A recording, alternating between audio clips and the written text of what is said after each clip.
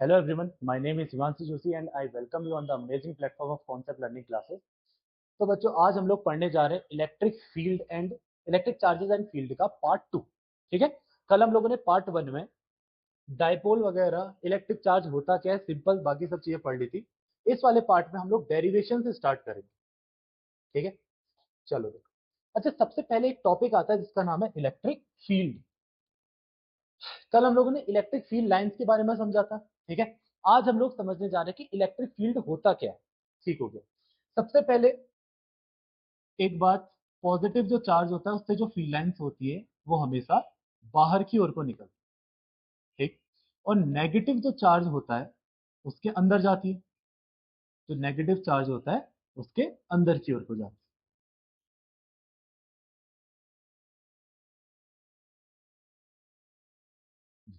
ठीक है, field lines के बारे में कल हम लोगों ने बहुत डिटेल में स्टडी की थी। आज हम लोग जानने जा रहे हैं इलेक्ट्रिक फील्ड के बारे में। ठीक है, फॉर्मूला। अच्छा, इलेक्ट्रिक फील्ड का एक डेफिनेशन होती है, फोर्स एक्टिंग फोर्स एक्टिंग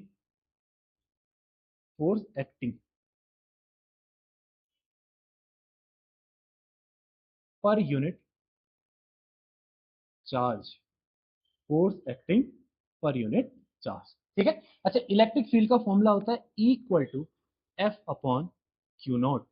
ये बहुत इंपॉर्टेंट फॉर्मूला है। अब इससे आगे को इसी का यूज होने वाला है, पूरा का पूरा इसी का यूज रहेगा। इलेक्ट्रिक फील्ड इक्वल टू होता है एफ अपॉन क्यू नॉट, जहां पे एफ क्या होता है, एफ होता है फोर्स, और क्यू क्या हो गया, क्यू नॉट क्या हो गया, चार्ज।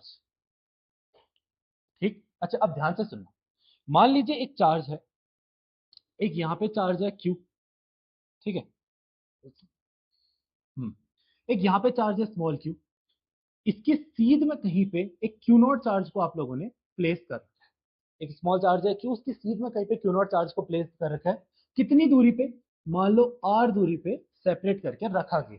ठीक है, इस पे जो इलेक्ट्रिक फील्ड एक्सपीरियंस कर रहा होगा इसकी वजह से, वो कितना होता होगा, E equal to F upon Q naught के बराबर होता है। ठीक है, चलो। अच्छा, ई इक्वल टू क्या होता है, ई इक्वल टू होता है एफ अपॉन क्यू नॉट। ठीक है, और फोर्स का फॉर्मूला कल हम लोगों ने कुलाम्स लॉ में क्या पढ़ा था, 1/4 पाई एप्सिलॉन नॉट Q1। अभी हम लोग क्या लेंगे, क्यू नॉट लेंगे। क्यों? क्योंकि एक चार्ज क्यू है, दूसरा चार्ज क्यू नॉट है, उन दोनों के बीच की दूरी है आर। ठीक है, तो एफ इक्वल टू क्या होता है, 1/4 pi epsilon not Q naught upon R square. ठीक। अच्छा, ये फोर्स का जो फॉर्मूला है हम इसको यहां पे पुट करेंगे, तो ई इक्वल टू क्या बनेगा, 1/4 pi epsilon not Q Q naught upon R square. Upon में क्या आ जाएगा, क्यू नॉट। क्यू नॉट से क्यू नॉट गया, तो ई इक्वल टू क्या होता है, 1/4 pi epsilon not Q upon R square. ठीक है, तो ये हो गया हमारे पास किसका फॉर्मूला, इलेक्ट्रिक फील्ड का formula, E equal to 1/4 pi epsilon not Q upon R square. ठीक है। ठीक हो गया। अब हम लोग स्टार्ट करते हैं topic electric field due to axial point of dipole. ठीक, ठीक हो गया।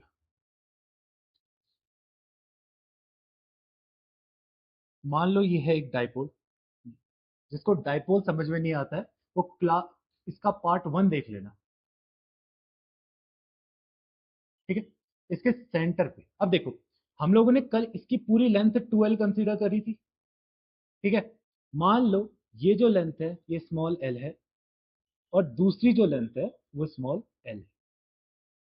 ठीक है, electric field due to axial point of dipole. अच्छा, एक्सियल का मतलब क्या होता है, ये तो डाइपोल हो गया, एक माइनस क्यू एक प्लस क्यू है, two equal and opposite charges separated by small distance is known as electric dipole. ठीक है, अब यहां पर पे इसी की एक्सिस में, एक्सियल का मतलब इसी की एक्सिस में कहीं पे आप लोगों ने एक दूसरा चार्ज प्लेस कर रखा है, और दूसरा चार्ज कौन सा होता है, यूनिट पॉजिटिव टेस्ट चार्ज। मान लो यहाँ पे एक चार्ज है जिसका नाम है क्यू नॉट। ठीक है, यहाँ पे एक चार्ज है क्यू नॉट। अच्छा, माइनस क्यू और प्लस क्यू, यहाँ पे क्या होगा, इलेक्ट्रिक फील्ड इस तरफ की ओर को बनेगा, तो इसको क्या लिखोगे यहाँ पे, E1। ठीक है, और इसकी वजह से जो इलेक्ट्रिक फील्ड बन रहा होगा इस पे, ये दूर की ओर को बनेगा, तो क्या बन जाएगा, E2। यहाँ की ओर को E1, और वहां की ओर को हम लोगों ने कंसिडर कर लिया, मान लो E2 बन गया। ठीक हो गया। अच्छा, एक और, इसके सेंटर से लेकर इसके सेंटर से लेकर क्यू नॉट चार्ज तक की दूरी हम लोगों ने आर कंसिडर करी, ठीक है। इसका सच यूज है नहीं यहाँ पे, इसको हटाओ, ठीक हो। एल एल डाइपोल, ठीक है, इसके सेंटर ओ पॉइंट से लेकर क्यू नॉट चार्ज तक की दूरी आर होगी। यहाँ पे इलेक्ट्रिक फील्ड माइनस क्यू की वजह से इस तरफ को E1 बना रहा है और प्लस क्यू की वजह से उस तरफ को E2 बन रहा है, ठीक हो गया। अच्छा, इलेक्ट्रिक फील्ड का अभी हम लोगों ने फॉर्मूला पढ़ा था, ठीक है। इलेक्ट्रिक फील्ड का फॉर्मूला क्या होता है, E equal to 1/4πε0 Q upon R square, ये होता है E equal to 1/4πε0 Q upon R square, ठीक हो गया। अब इसका यूज करेंगे, सबसे पहले हम लोग E1 कैलकुलेट करेंगे, फिर E2 कैलकुलेट करेंगे, ठीक है। बताओ, तो E1 इक्वल टू क्या बनेगा, 1/4πε0 Q अपॉन Q1, ठीक है, इसको लिखेंगे क्या, minus Q upon R square, ठीक है। अच्छा, माइनस क्यू की वजह से बन रहा है यहां से लेकर यहां तक की दूरी, ठीक है। बताओ, यहां से लेकर यहां तक की दूरी कितनी बन रही है, ये बन रही है आर प्लस एल, तो ये क्या बन जाएगा, आर प्लस एल का होल स्क्वायर। आगे तक समझ में। अब E2 लोगे प्लस क्यू की वजह से, तो E2 इक्वल टू क्या बनेगा, 1/4πε0 plus Q upon R minus L. यहां से लेकर यहां तक की तो दूरी आर प्लस एल बन रही है, यहां से लेकर यहां तक की दूरी कितनी बनेगी, आर माइनस एल, ठीक है। तो ये कितना बन जाएगा, आर माइनस एल का होल स्क्वायर, ठीक हो गया। अब एक काम करते हैं, नेट इलेक्ट्रिक फील्ड कैलकुलेट करते हैं, नेट इलेक्ट्रिक फील्ड। अच्छा, नेट इलेक्ट्रिक फील्ड कैसे निकालेंगे, तो नेट इलेक्ट्रिक फील्ड क्या होगा, E equal to E1 plus E2, ठीक है। E इक्वल टू क्या हो जाएगा, E1 प्लस E2। सो E इक्वल टू क्या बनेगा, E1 की वैल्यू क्या है, 1/4πε0 minus Q upon R plus L का होल स्क्वायर, ठीक है, plus plus 1/4πε0 plus Q upon R minus L का होल स्क्वायर, ठीक है। पेपर में आप लोगों का गलत ना हो जाए, इस चीज के लिए एक बात ध्यान से सुनना, अगर ऊपर में माइनस है, ऊपर माइनस है तो नीचे प्लस होगा, और अगर ऊपर प्लस है तो नीचे माइनस होता है, ये कंपलसरी है सिचुएशन। अगर ऐसा नहीं होगा तो ये पूरा गलत होगा, ठीक है। उस समय पे हम लोग सॉल्व ही नहीं कर पाएंगे। ऊपर माइनस है, नीचे प्लस है, ऊपर प्लस है, नीचे माइनस है, ये पहला दूसरा तीसरे चैप्टर जहां जहां पे भी एक्सेल इक्वेटोरियल आने वाला है उन सब में इसी का यूज होने वाला है। और ऊपर प्लस है तो नीचे माइनस, ऊपर माइनस है तो नीचे प्लस ही बनेगा। इतना है समझ में, ठीक। चलो इसको सॉल्व करते हैं। तो E इक्वल टू क्या बन जाएगा, यहाँ पे 1/4πε0 और Q कॉमन है, एक काम करते हैं इनको बाहर निकालते हैं। तो 1/4πε0, Q बाहर आ गया, अंदर कितना बचेगा, -1/r प्लस एल का होल स्क्वायर, ठीक, प्लस 1/r माइनस एल का होल स्क्वायर, ठीक हो गया। इतना है समझ में। अच्छा, इसके बाद क्या होगा, E इक्वल टू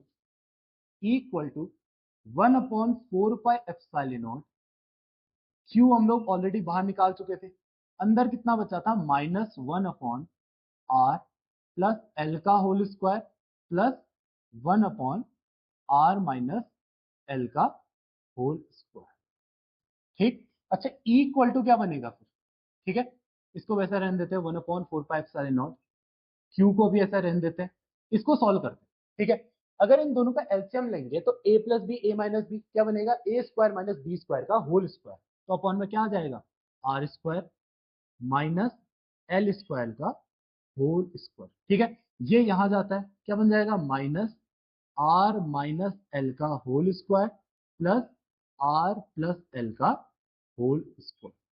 इतनी बात है समझ में। अच्छा, अब सुनो, अब एक काम करते हैं, a माइनस बी का होल स्क्वायर ओपन करते हैं, ठीक है। a माइनस बी का होल स्क्वायर क्या होता है, ये होता है A square plus B square minus 2ab, A square plus B square minus 2ab, बहुत इंपॉर्टेंट फॉर्मूला है।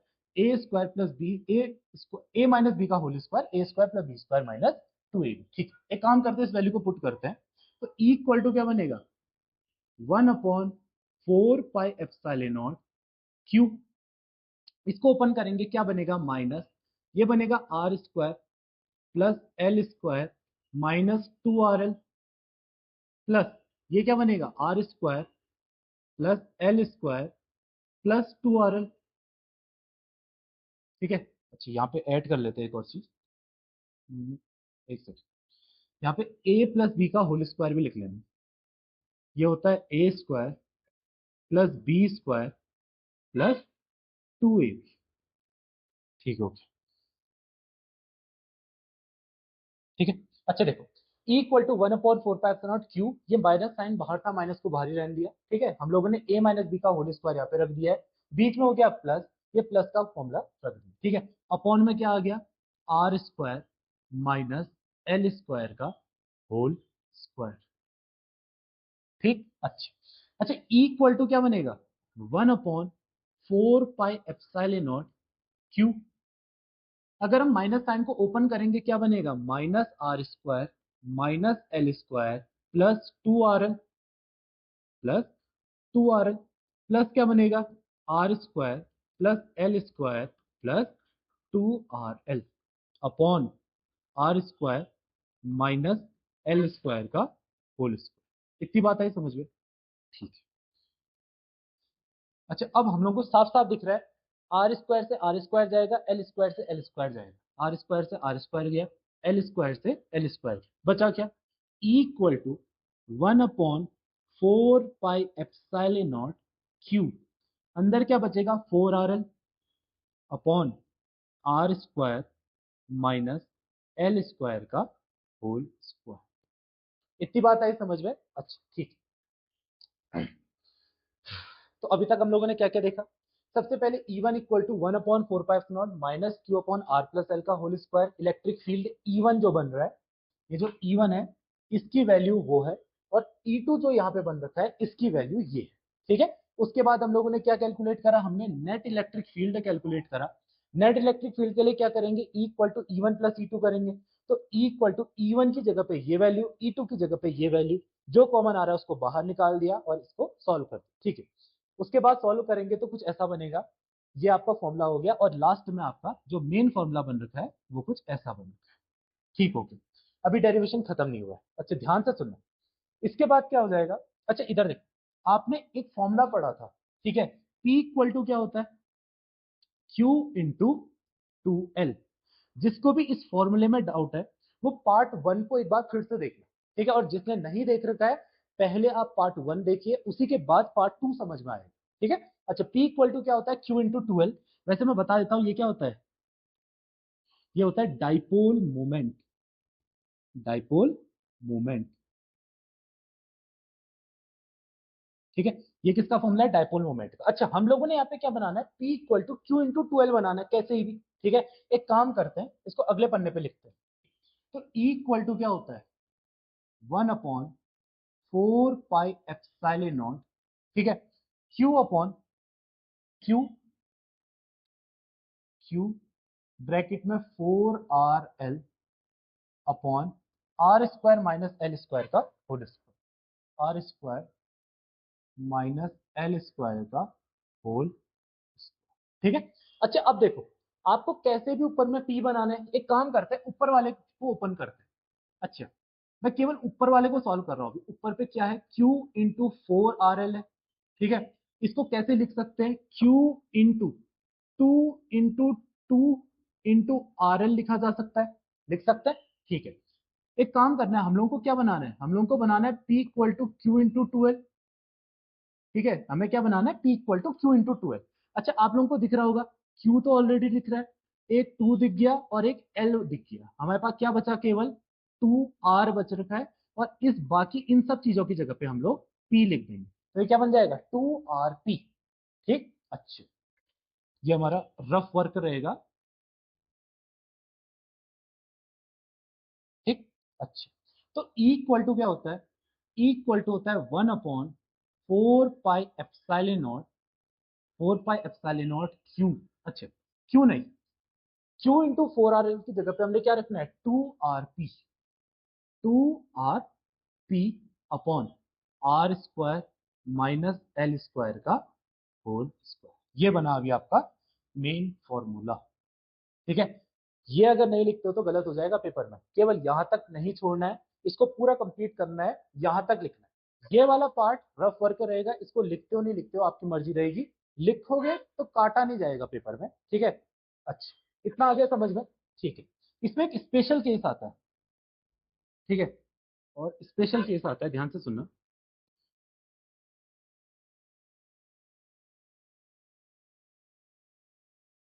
ठीक हो, अच्छा स्पेशल केस क्या बोलता है, अगर, ध्यान से सुनना, अगर हम लोग आर की वैल्यू को बहुत ज्यादा बढ़ा देते हैं कंपेरेटिव टू द एल। ठीक है, if R is much much greater than L, अगर आर जो है वो एल की कंपैरिजन में बहुत बहुत ज्यादा बड़ा हो जाता है। आर क्या है, आर है ये, और ये आर की दूरी इन एल की कंपैरिजन में बहुत ज्यादा बड़ी हो जाती है। ऐसी कंडीशन में हम लोग क्या करेंगे, इस एल को नेग्लेक्ट कर देंगे, क्योंकि आर ऑब्वियसली बात है बहुत ज्यादा बड़ा है। ठीक है, तो हम लोग क्या करेंगे, एल को नेग्लेक्ट कर देंगे। तो ई इक्वल टू क्या बन जाएगा, 1/4 pi epsilon not 2 RP upon R square का होल स्क्वायर। ठीक है, अच्छा ई इक्वल टू क्या बनेगा फिर, 1/4 pi epsilon not 2 RP upon R की पावर 4। आर से एक आर कट गया तो यहाँ पे क्या बचा, क्यूब बच गया। ठीक है, तो ई इक्वल टू क्या आया, 1/4 pi epsilon not 2P upon R cube. ये बन गया इसका फॉर्मूला। ठीक है, और एक किसका फॉर्मूला है, स्पेशल केस का फॉर्मूला। ठीक है, आप लोग स्क्रीनशॉट खींच सकते हैं। ये रहा electric field due to axial point of dipole का डेरिवेशन, ये है। ठीक है, फिर ये आएगा, गॉट इट। ठीक है, अब हम लोग बात करेंगे electric field due to equatorial point of dipole. Electric field due to equatorial point of dipole. अच्छा, एक्सियल का मतलब क्या होता है, उसी की एक्सिस में। इक्वेटोरियल का मतलब क्या होता है, सेंटर से परपेंडिकुलर दूरी। ठीक है, देखो कैसे होता है।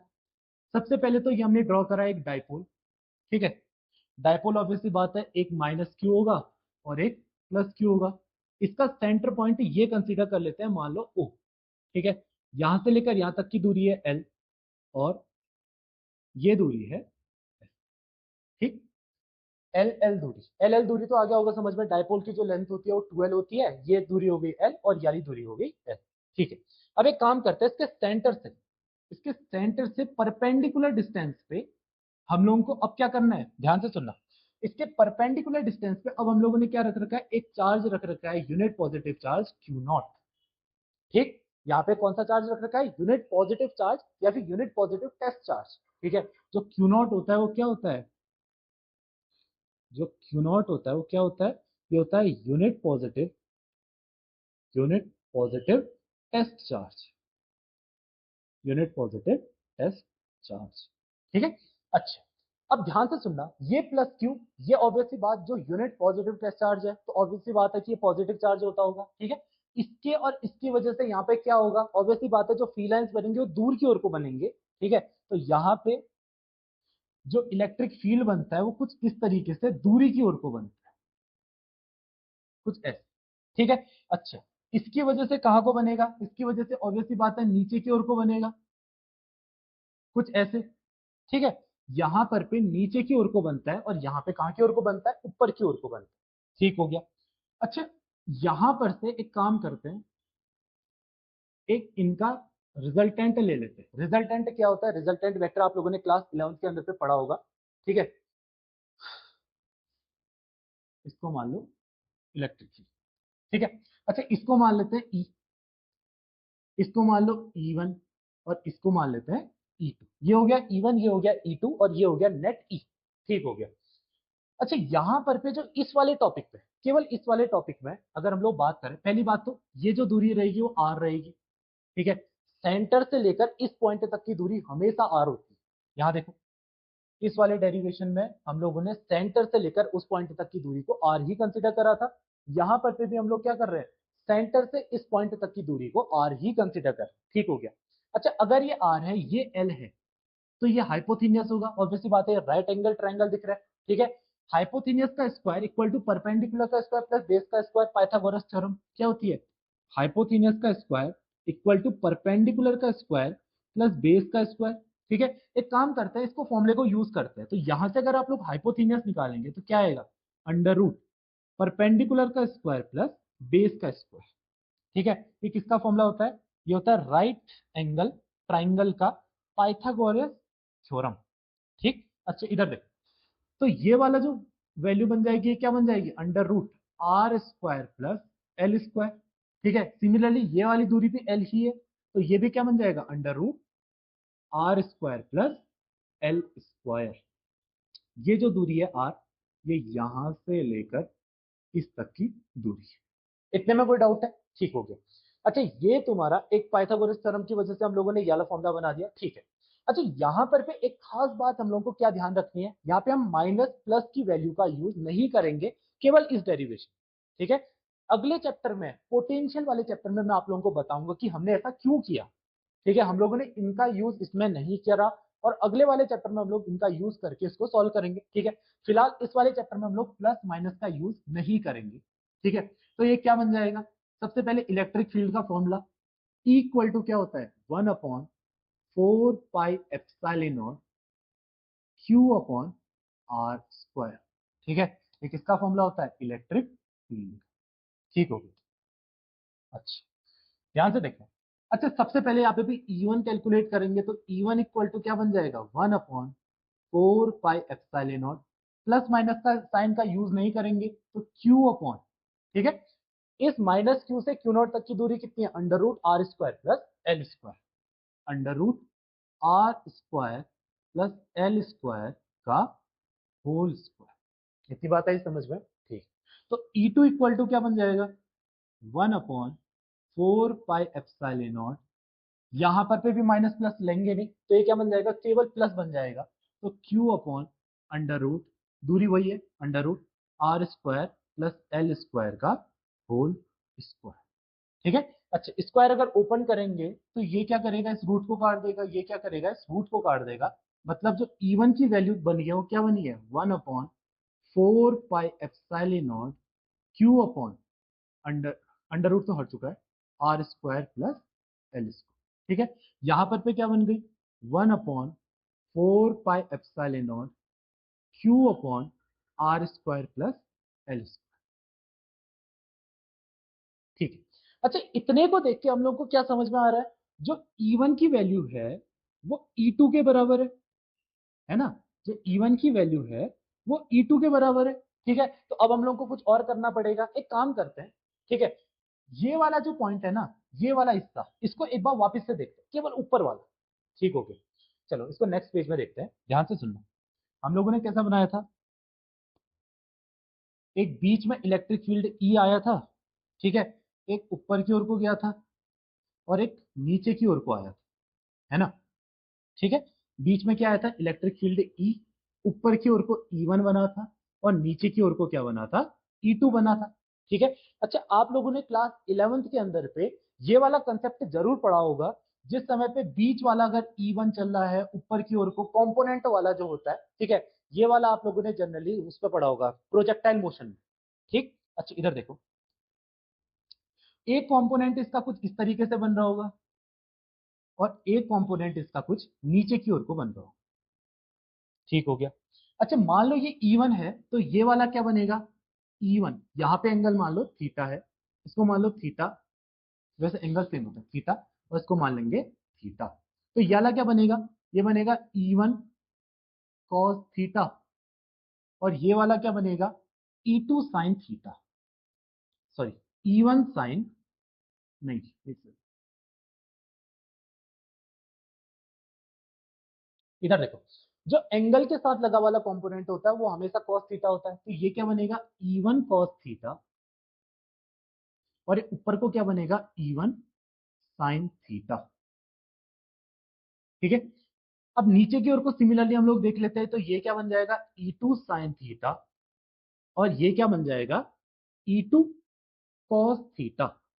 ये किसकी वैल्यू चल रही है, ये नेट ई चल रहा है, इतनी बात है समझ में। अच्छा ये दोनों कंपोनेंट क्या है, एक दूसरे के परपेंडिकुलर है, तो ये एक दूसरे को कट कर देंगे। तो जो ई बनेगा वो क्या आ जाएगा, वो आ जाएगा E1 cos theta plus E2 cos theta. जो नेट ई बन रहा है, ये नेट ई तो था, यहाँ पे देखो जो नेट ई बन रहा है वो किसके बराबर है, वो है E1 cos theta plus E2 cos theta. ठीक है। अच्छा बताओ, हम लोगों ने एक और चीज देखी थी, हमने क्या देखा था, जो E1 है वो E2 के बराबर है। इस वैल्यू को हम यहाँ पे यूज करते हैं। बताओ, अगर E1 E2 के बराबर है, E1 किसके बराबर है, E2 के, तो जहां पे E2 है वहां पे भी E1 लिख सकते हैं। ठीक है। तो E इक्वल टू क्या बन जाएगा, E1 cos theta plus E1 cos theta. ठीक है। सो E इक्वल टू क्या बन जाएगा, 2E1 cos थीटा। इतने में कोई डाउट है? अच्छा ध्यान से सुनना। अच्छा 2E1 cos थीटा बन गया। E1 और E2 दोनों की वैल्यू सेम है, एक काम करता है E1 और E2 की वैल्यू को यहाँ पे पुट करते हैं। तो E इक्वल टू क्या बन जाएगा, 2 इंटू E1 की वैल्यू कितनी थी, E1 की वैल्यू थी 1/4 Q upon R square plus L square. क्या बनेगा, 1/4 Q upon R square plus L square. ठीक है। अच्छा इंटू यहाँ पे क्या है, कॉस थीटा। ठीक हो गया। अच्छा इतना तो आ गया होगा समझ में, लेकिन अब ये कॉस थीटा की वैल्यू कहां से आएगी, ध्यान से सुनना। ये जो कॉस थीटा है उसको हम लोग निकालेंगे यहां से। मान लीजिए ये अगर एंगल थीटा है, ठीक है, तो कॉस थीटा क्या होता है, परपेंडिकुलर, सॉरी एक काम करते हैं निकाल लेते हैं। कॉस थीटा क्या होता है, P B P upon H H B. ठीक है। कॉस थीटा क्या होता है, बेस अपॉन हाइपोटेन्यूज, यानी कि बेस क्या हो गया एल और हाइपोटेन्यूज क्या हो गया under root R square plus L square. तो cos theta equal to base कितना है इसका एल अपॉन क्या बन जाएगा under root R square plus L square. ठीक है। इस कॉस थीटा की वैल्यू को क्या करते हैं, अगले पेज पे पुट कर। कॉस थीटा इक्वल टू क्या आया था, L upon under root R square plus L square. ठीक है। अच्छा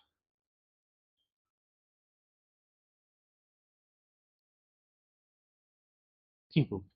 एक काम करते हैं, इस वैल्यू को हम लोग कहां पे पुट करते हैं, यहां। ठीक है। तो बताओ E इक्वल टू क्या बन जाएगा, 2 into 1/4 pi epsilon not Q upon R square plus L square into cos theta की जगह पे आएगा L upon under root R square, under root R square plus L square. ठीक है। अच्छा तो E इक्वल टू क्या बन जाएगा, 2 इंटू, पहले सॉल्व कर लेते हैं, 1/4 pi epsilon not Q into L upon, अच्छा इस पूरे की पावर 1 है ना, और इस पूरे की पावर कितनी है 1/2। बेस सेम होते हैं, पावर ऐड हो जाती है, तो ये क्या बन जाएगा, R square plus L square की होल पावर, इसकी पावर 1 और इसकी पावर 1/2। बेस सेम है, पावर ऐड हो। ठीक है। चल अच्छा 1 प्लस 1/2 कितना बनता है, 3/2।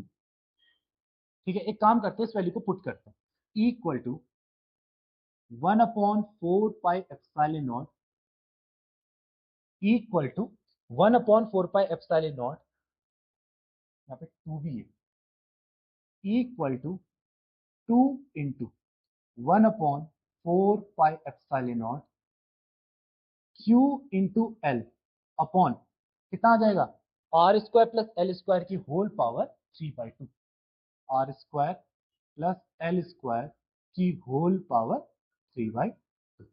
इतना है समझ में। ठीक है। अच्छा वही वाली कहानी, dipole moment P equal to क्या होता है, Q इंटू 12।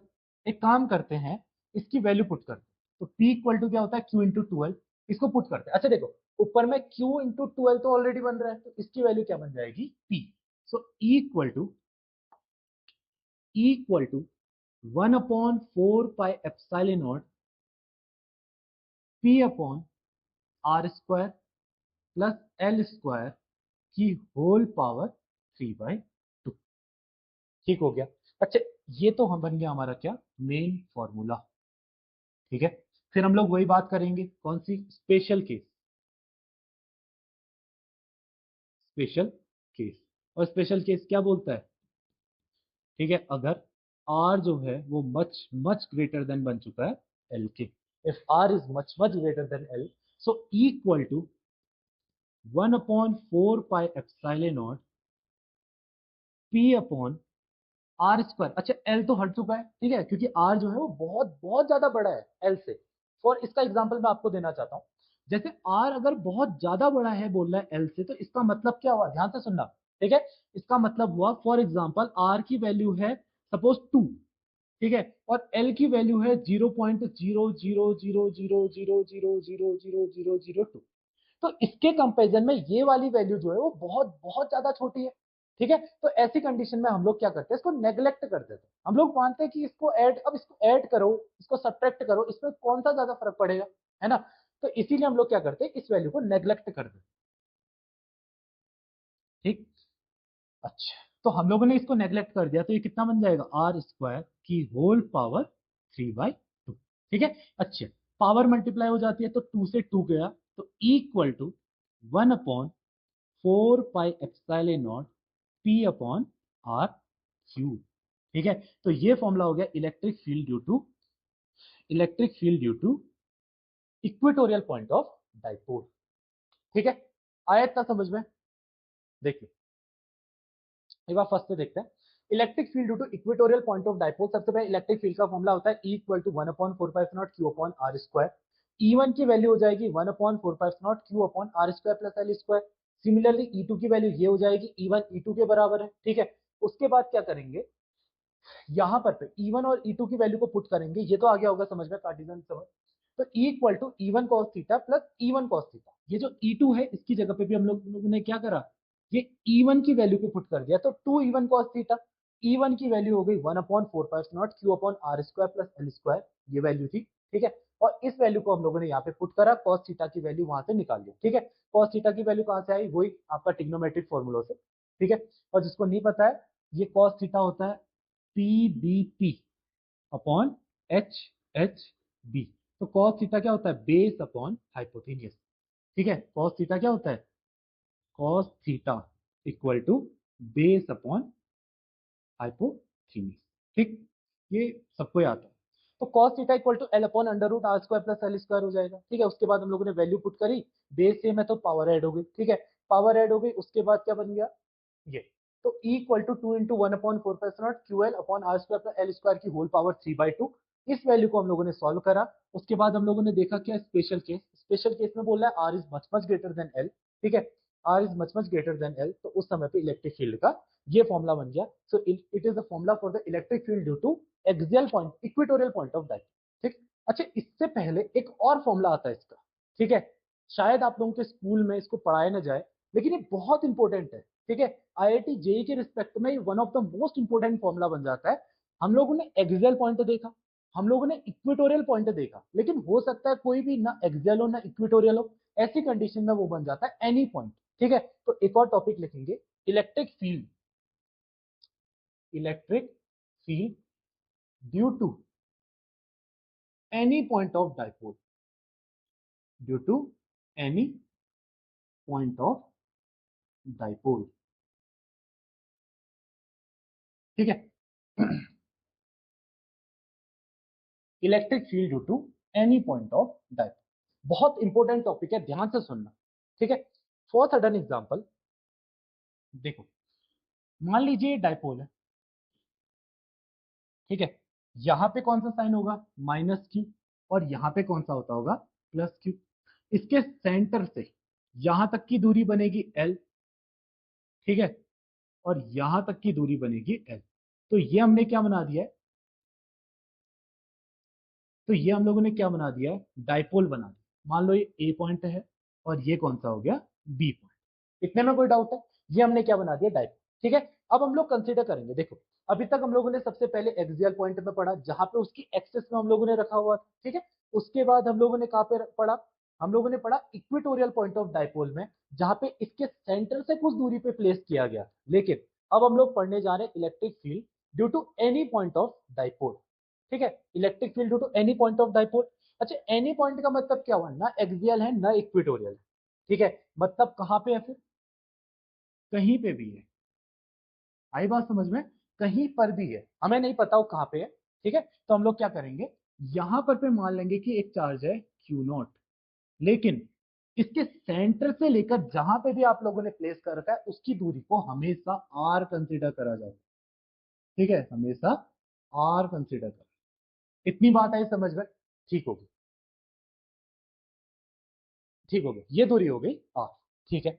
अच्छा एक काम करते हैं, इनको मिला देते हैं, इसको यहां से यहां मिलाते हैं और इसको यहां से यहां मिलाते हैं, ठीक है। अब ये न एक्सियल जैसा लग रहा होगा न इक्वेटोरियल जैसा लग रहा होगा, तो इसको अभी हम लोग क्या कंसीडर करेंगे, एनी पॉइंट ऑफ डायरेक्शन, ये कोई भी पॉइंट होता है, ठीक है।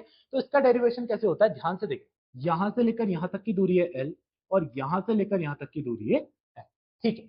अच्छा इसमें हम लोगों को क्या करना पड़ता है ना, सपोज ये A पॉइंट है, ये B पॉइंट है, इस पॉइंट को मान लेते हैं P पॉइंट, ठीक है।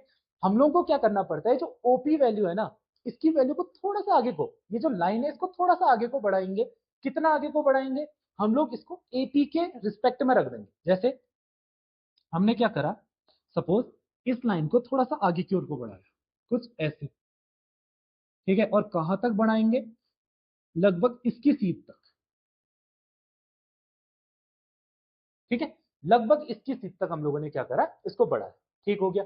अच्छा बढ़ाने से क्या फायदा होगा, ये जो एपी होगा ना, ये एपी, ठीक है, ये नियरली इक्वल हो जाएगा किसके, मान लो ये वाला पॉइंट है M, तो ये किसके बराबर हो जाएगा, नियरली इक्वल हो जाएगा किसके, MP के। इतनी बात है समझ में, जो AP है उसको नियरली इक्वल लिख दिया किसके, MP के, ठीक है। यहां पर पे 90 डिग्री का एंगल बन रहा है, ऑब्वियसली बात है, यहाँ पे जब आप लोग इसको इसके बराबर लेके आए तो यहाँ पे 90 डिग्री का एंगल बनेगा, ठीक है। और मान लो यहाँ पे एंगल बन रहा है क्या, थीटा, ठीक, अच्छा ये बन रहा है थीटा। अच्छा एक काम करते हैं, बताओ अगर ये जो एपी है नियरली इक्वल बन रहा है एमपी के, ठीक है, तो ये जो एपी होगा ये किसके नियरली इक्वल हो जाएगा, पी पीओ प्लस ओएम के, किसके बराबर हो जाएगा, पीओ प्लस ओएम के होगा। जो एमपी है, जो एमपी है, एक सेकंड इधर है। जो एमपी की वैल्यू है वो किसके बराबर है, पीओ प्लस ओएम, किसके बराबर है, पीओ प्लस ओएम, ठीक है। इस वैल्यू को पुट करेंगे तो जो एपी होगा वो नियरली इक्वल हो जाएगा किसके, पीओ प्लस ओ एम के। इतनी बात आई समझ में, ठीक है। अच्छा एक काम करते हैं, यहां से ओ एम की वैल्यू कैलकुलेट करते हैं, ठीक है। अच्छा ओ एम की वैल्यू, एक और चीज इधर देखिए, जो एपी होगा वो किसके बराबर हो जाएगा, पहले बताओ पीओ की वैल्यू क्या है, पीओ की वैल्यू है आर, तो ये किसके बराबर हो जाएगा, आर प्लस ओ एम के बराबर हो जाएगा। अच्छा अब बताओ ओ एम की वैल्यू कैसे निकाल सकते हैं, ध्यान से देखना, हमें बेस पता, हमें हाइपोथेनियस पता है, हमें बेस कैलकुलेट करना है, तो क्या होता है कॉस थीटा, कॉस थीटा। अच्छा कॉस थीटा इक्वल टू क्या बनता है, बेस अपॉन हाइपोथेनियस, क्या बनता है, बेस एमओ अपॉन हाइपोथेनियस कितना बन जाएगा, एओ, ठीक है। अगर कभी भी आप लोगों को डाउट होता है कि हाइपोथेनियस कौन सा है, बेस कौन सा है, परपेंडिकुलर कौन सा है, तो एक काम करना, ठीक है, बगल में एक छोटा सा राइट एंगल ट्राइंगल हमेशा बना लेना, ये, ठीक है।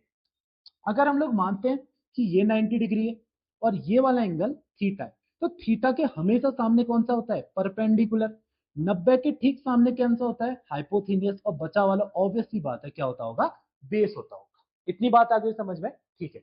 तो कॉस थीटा इक्वल टू क्या बनेगा, बेस, एमओ की वैल्यू बताओ, एमओ, अच्छा एमओ तो हमें कैलकुलेट करना है, एओ, एओ की वैल्यू कितनी है, एल, ठीक है। तो एमओ इक्वल टू कितना बन जाएगा, एल कॉस थीटा, आई बात समझ में। तो एमओ इक्वल टू कितना बन गया, एल कॉस थीटा। इसको ना आप लोगों को लिखना पड़ेगा इसके नीचे, ठीक, अच्छा एमओ इक्वल टू किसके आ गया, एल कॉस थीटा, ठीक है। सो अब एमओ की वैल्यू को हम लोग किस पे रखेंगे, इस वाली इक्वेशन पे रखेंगे। सो एपी इक्वल टू किसके आ जाएगा, एपी इक्वल टू बन जाएगा R plus R plus L cos theta. इतनी बात है समझ में, तो एपी की वैल्यू कितनी बन गई, R plus L cos theta, यानी कि इस एपी की वैल्यू कितनी है, इसकी बन गई R plus L cos theta, ठीक है। ये हम लोगों ने खाली कंसिडर कर, ठीक हो गया, इतना आ गया ना समझ में, ठीक है। अच्छा अब हम लोगों को क्या करना पड़ेगा, ध्यान से सुनना, यहाँ पे तो बढ़ाया था लेकिन इसके कंपैरिजन में हम लोग को क्या करना पड़ेगा, इसको थोड़ा सा घटा देना पड़ेगा, ठीक है। तो एक काम करते हैं, यहां पर से इसको थोड़ा कम कर दो, कुछ इस तरीके से। ठीक है, मान लो यहाँ पे भी 90 डिग्री का एंगल बन रहा है। अच्छा, ये एंगल थीटा है तो वर्टिकली अपोजिट एंगल की वजह से ये वाला एंगल भी क्या बन जाएगा, थीटा बन जाएगा। ठीक है। अच्छा, अब बताओ, सेम टू सेम वही चीज लग रही है, यहाँ पे भी हम लोग किसका यूज करेंगे, cos theta equal to base upon hypotenuse. ठीक है, चलो। अच्छा, अब देखो इधर देखो, सबसे पहले जो एपी है उसको हमने किसके बराबर लिखा, एमपी के बराबर लिखा।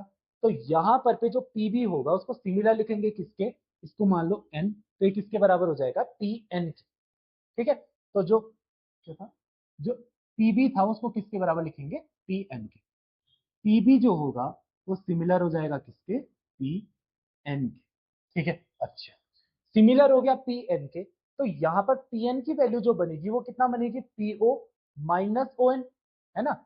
ये पूरी वैल्यू में से इतना घटाएंगे तो इतना ही तो बचेगा, यानी कि PO minus O N. PB किसके बराबर हो गया, पीबी हो गया पीओ माइनस ओ एन के। देखना, पीबी किसके बराबर बन चुका है, पी बी किसके बराबर बन चुका है, पीओ माइनस ओ एन। ठीक है। अच्छा, हमें पता है जो पीओ है वो आर के बराबर है, तो पीबी इक्वल टू कितना बन जाएगा, आर माइनस ओ एन। ठीक है, पीओ किसके बराबर है, आर के। ठीक, तो पीबी इक्वल टू क्या बन जाएगा, R minus O N. O N की वैल्यू कैलकुलेट करेंगे। ठीक है, तो ओ एन की वैल्यू कैसे कैलकुलेट करेंगे, वही तरीका रहेगा। ठीक है, ये हाइपोथेन्यूस है, ये बेस है। ठीक है, तो ओ एन की वैल्यू क्या बन जाएगी, ओ एन की वैल्यू भी बन जाती है एल कॉस थीटा। ठीक है, सिमिलरली जैसे हमने यहां पे कर रखा है एग्जैक्ट वैसे ही यहां पे भी होगा, और ओ एन की वैल्यू भी क्या बन जाएगी, एल कॉस थीटा। ठीक है, तो पीबी इक्वल टू क्या बन जाएगा, R minus L cos theta. ठीक है, R minus L cos theta. ठीक है, ये आ चुकी है पीबी की वैल्यू। अब ध्यान से सुनना, जो पीबी की वैल्यू है किसके बराबर है, R minus L cos theta. इतना आ गया समझ में। अब सिमिलरली हम लोग क्या निकालेंगे, E1 निकालेंगे, E2 निकालेंगे। ठीक है, चलो देखो। अच्छा, इलेक्ट्रिक फील्ड E1 का फॉर्मूला क्या होता है, 1/4 पाई एप्सिलॉन नॉट। ठीक है, यहां पे क्या बनेगा, 1/4 पाई एप्सिलॉन नॉट। ठीक है, minus Q upon R plus L cos theta. क्या बनेगा, minus Q upon R plus L cos theta का होल स्क्वायर। इलेक्ट्रिक फील्ड का फॉर्मूला होल स्क्वायर। ठीक है, सिमिलरली E2 की वैल्यू क्या बनेगी, 1/4 pi epsilon not plus Q upon R minus L cos theta. ठीक है, E1 क्या आ गया, 1/4 pi epsilon not minus Q upon R plus L cos theta का होल स्क्वायर। E2 की वैल्यू क्या आ जाएगी, 1/4 pi epsilon not plus Q upon R minus L cos theta का होल स्क्वायर। ठीक है, यहां पे भी ध्यान रखना, अगर ऊपर माइनस है तो नीचे प्लस, ऊपर में प्लस है तो नीचे माइनस ही होना कंपलसरी। ठीक हो गया। अच्छा, अब हम लोग क्या निकालेंगे, net electric field. Net electric field. अच्छा, नेट इलेक्ट्रिक फील्ड निकालने के लिए E इक्वल टू किसके बराबर हो जाएगा, E हो जाएगा E1 प्लस E2 के बराबर। ठीक है, तो E इक्वल टू किसके बराबर आ जाएगा, इसके, और E2 की वैल्यू को ये पुट करेंगे। ठीक है, बताओ। सो E इक्वल टू क्या बनेगा, E1 की वैल्यू है 1/4 pi epsilon not minus Q upon क्या बनेगा, R plus L cos theta का होल स्क्वायर, है ना। सिमिलरली प्लस, यहाँ पे क्या आ जाएगा, 1/4 pi epsilon not plus Q upon R minus L cos theta का होल स्क्वायर। ठीक है, E1 की वैल्यू को ये पुट कर दिया, E2 की वैल्यू को ये पुट कर दिया। ठीक है, E1 की वैल्यू ये है, E2 की वैल्यू ये है। ठीक है, अब सिंपल हम लोग को क्या करना है, इन दोनों को ऐड करना है। सो E इक्वल टू, एक काम करते हैं, जो जो चीजें कॉमन है बाहर निकाल लो।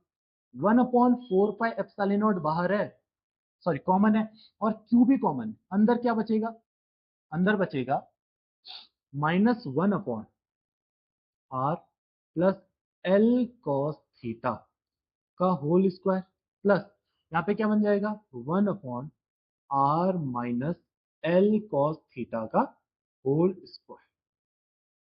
ठीक। अच्छा, अब जैसे हम लोगों ने पहले सॉल्व करा था वैसे एग्जैक्टली सॉल्व करेंगे। सो ई इक्वल टू क्या बनेगा 1/4 पाई एप्सिलॉन नॉट क्यू वैसा ही आ गया। यहाँ पे क्या बच जाएगा, इस वैल्यू को यहाँ लिखेंगे, इस वैल्यू को यहाँ लिखेंगे, a plus B A minus B क्या होता है A square minus B square, ठीक है, a प्लस बी का whole square into A minus B का होल स्क्वायर क्या होता है A square minus B square का होल स्क्वायर। ठीक है, ये आप लोगों ने क्लास 10th के अंदर पे पढ़ा होगा फॉर्मूला अलजेब्रा के अंदर। ठीक है, चलो एक काम करते हैं, इस वैल्यू को यहाँ पे पुट करते हैं, क्या बन जाएगा, अपॉन में आ जाएगा R square minus L square cos square theta का होल स्क्वायर। इस वैल्यू को यहाँ पे पुट करेंगे तो माइनस बाहर से आएगा, अंदर आएगा R minus L cos theta का होल स्क्वायर प्लस कितना आएगा R plus L cos theta का होल स्क्वायर। ठीक है, एलसीएम ले रखा है अच्छा, सो ई इक्वल टू क्या बन जाएगा 1/4 pi epsilon not Q.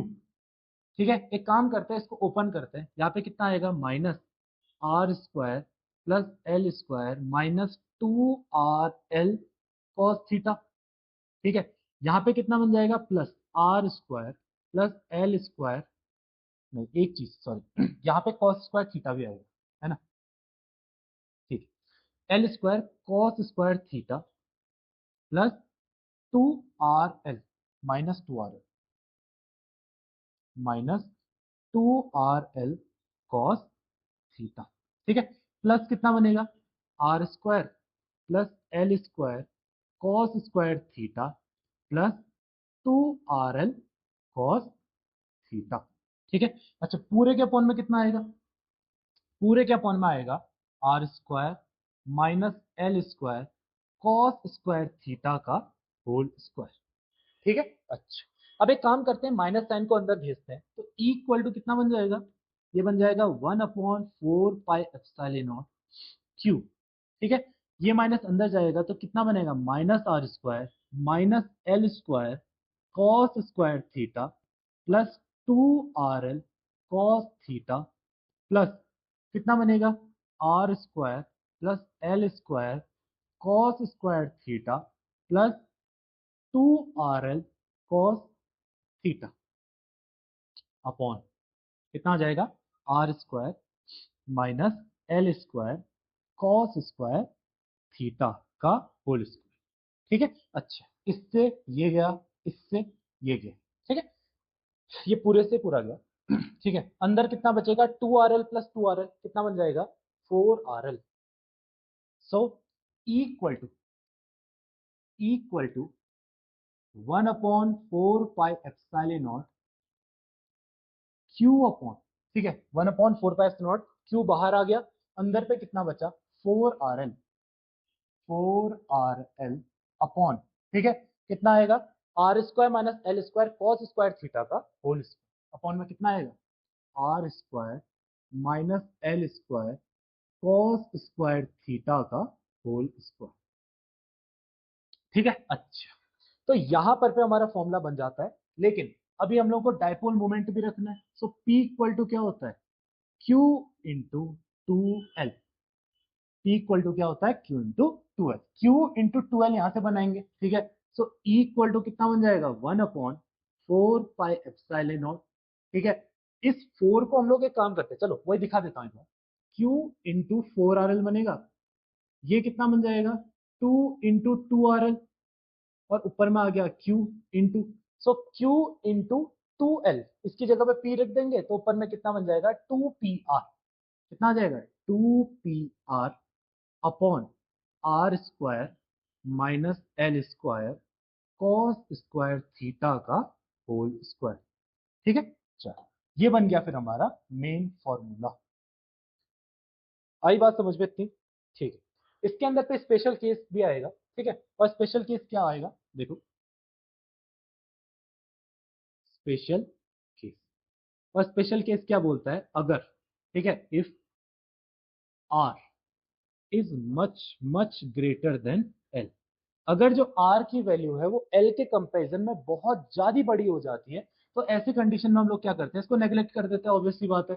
So E equal to कितना बन जाएगा 1/4 4 पाई एप्सिलॉन नॉट। ठीक है, एक सेकेंड, यहां पर पे एक चीज गड़बड़ हो गई है, 2RL cos थीटा भी था। ठीक है, 2RL cos theta, 2RL cos theta, तो 4RL cos थीटा बनेगा। आई बात समझ में? ठीक है, और यहां पे भी क्या बन जाएगा, cos थीटा।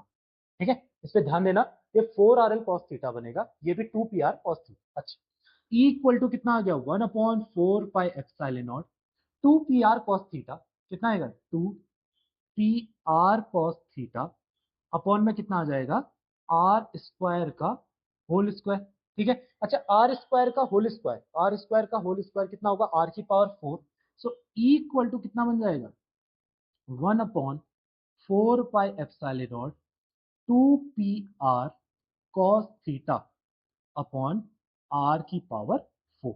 इससे कट गया, सो इक्वल टू कितना आ गया, इक्वल टू आया 1/4 pi epsilon not 2P cos theta upon कितना आ जाएगा, आर क्यूब। ठीक है, so it is a formula for electric field due to any point of dipole. आया इतना समझ में? ठीक है, एक बार ध्यान से देख लो। ठीक है, ये वाला इसमें थोड़ा सा ध्यान देने के लिए है। ठीक है, यहाँ पे क्या करना है आप लोगों को, ये जो ओपी है इसको हल्का सा आगे की ओर को बढ़ाना है, और अगर इस पे क्या करना है, पीबी के लिए अगर आप लोगों को बनाना है तो इसमें छोटा सा छोटा करना पड़ेगा। उसके बाद जो पीएन है वो सिमिलर बन जाएगा पीबी के, और पीएपी जो है वो सिमिलर बन जाएगा किसके, एमपी के। उसके बाद तो सिंपल सॉल्व करना है। ठीक है, और यहां तक अगर आप लोगों ने सॉल्व कर लिया तो उसके बाद तो बाकी सब कौन सा है, पहले एक्सियल इक्वेटोरियल जैसे हम लोगों ने किया था उसी तरीके से। ठीक है, बाकी इस तरीके से सॉल्व होगा। इतना है समझ में? ठीक है, यहीं पे एक और टॉपिक आता है, ध्यान से सुनना, जिसका नाम है relation between axial and equatorial point of dipole. ठीक है, अच्छा अब बात करते हैं रिलेशन क्या होता है एक्सियल और इक्वेटोरियल पॉइंट ऑफ डाइपोल के बीच में। अब ध्यान से देखो, जब हम लोग ने एक्सियल पॉइंट वाला सीखा तो इसका फॉर्मूला क्या बना था? ठीक है, इसका फॉर्मूला बना था ये, equal to 1/4 pi epsilon not 2p upon R Q. ठीक है, एक काम करते हैं, इसको लिखते हैं, इक्वल टू क्या बना था, 1/4 pi epsilon not 2p upon R cube. ठीक, अच्छे, उसके बाद एक्सियल पॉइंट ऑफ डाइपोल का फॉर्मूला बना था equal to 1/4 two P upon R cube. ठीक है, अच्छा ई इक्वेटोरियल का फॉर्मूला क्या बना था, इक्वेटोरियल का फॉर्मूला बना था equal to 1/4 P upon R cube. ठीक है, इसको भी लिखेंगे। ठीक है, ये किसका फॉर्मूला है, ये है एक्सियल का, ये है एक्सियल का। ठीक है, और इक्वल टू क्या बना था, 1/4 pi epsilon not P upon R cube. ये किसका बना था, इक्वेटोरियल का बना।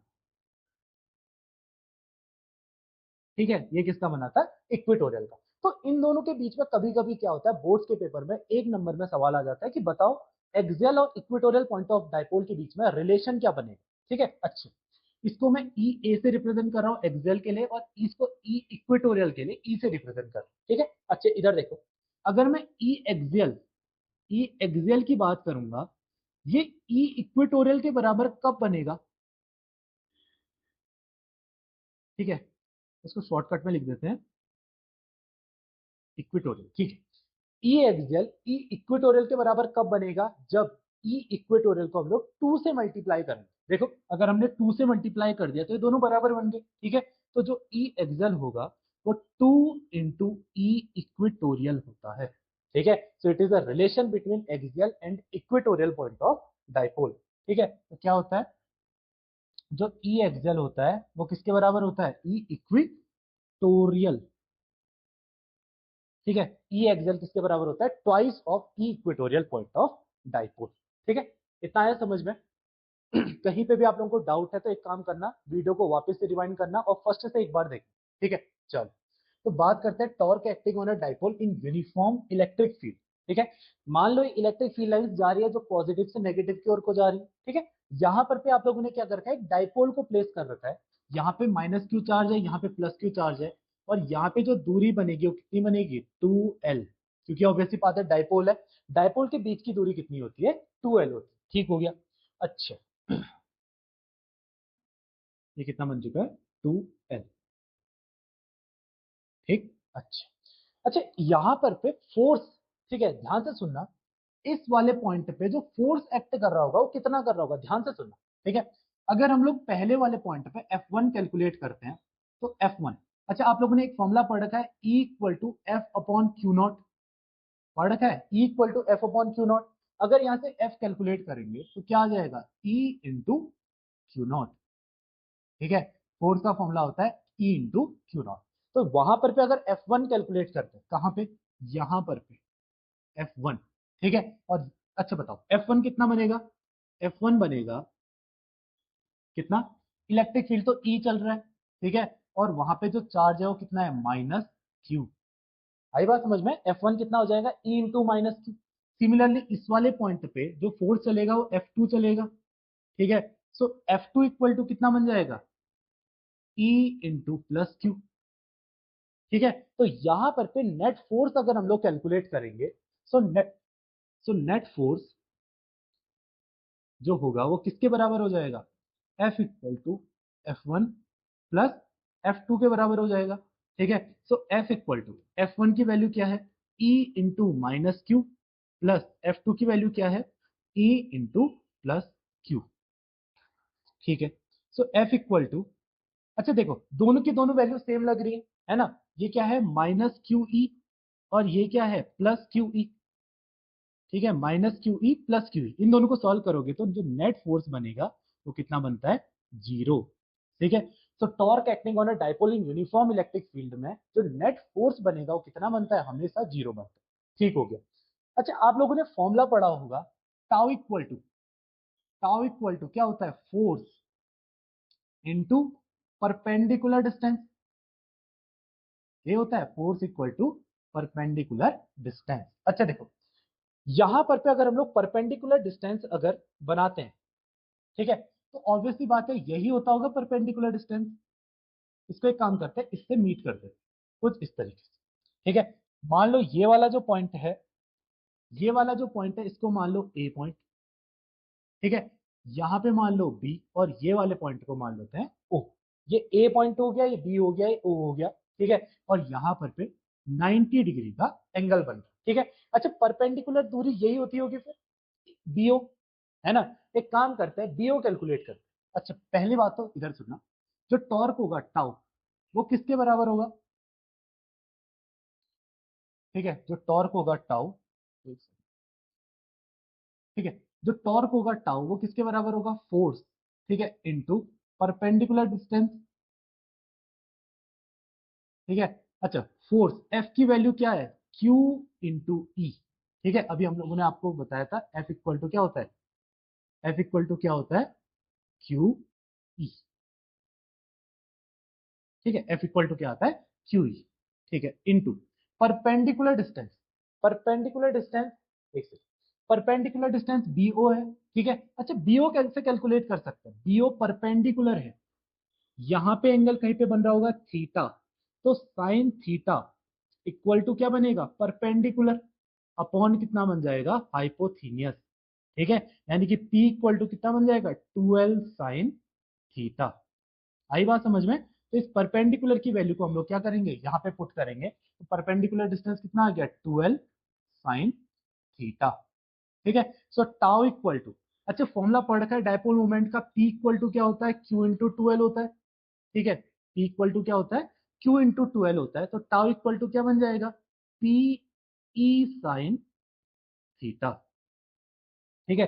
सो torque acting on a dipole in uniform electric field का फॉर्मूला क्या बनता है, tau equal to PE sine theta, ठीक है। टाउ इक्वल टू क्या बनता है, पीई साइन थीटा। इतना आ गया समझ में। अच्छा इसमें स्पेशल केसेस आते हैं, ध्यान से सुनना स्पेशल केस, ठीक है, स्पेशल केस। अच्छा देखो स्पेशल केस क्या बोलता है, अगर, ठीक है, इफ ये जो लाइन है, ये जो सॉरी डाइपोल है, ये इसके पैरेलल हो जाए, ठीक है, मतलब इधर देखिए, इसको नेक्स्ट पेज पे पढ़ते हैं स्पेशल केस, इधर देखिए,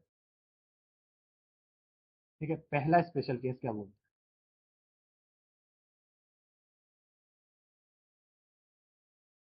ठीक है, अगर ये सपोज फील्ड लाइंस है, ठीक है,